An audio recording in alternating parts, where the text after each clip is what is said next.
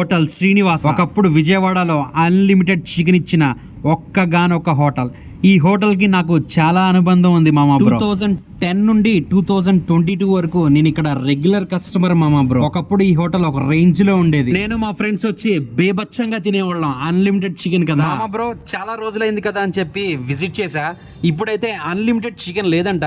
దానికి బదులుగా మీరు 310 rupees chicken dum biryani plate తీసుకోండి సార్, మీకైతే అది సరిపోద్ది అన్నాడు. మొత్తం 4 చికెన్ దమ్ బిర్యానీ పీసెస్ వేశారు మామ బ్రో. టేస్ట్ అయితే ఒకప్పట్లా లేదు, ఇప్పుడు తగ్గిందనే చెప్పుకోవాలి. నేనైతే ఆ బిర్యానీ తింటూ నా పాత జ్ఞాపకాలని గుర్తు చేసుకుంటున్నా.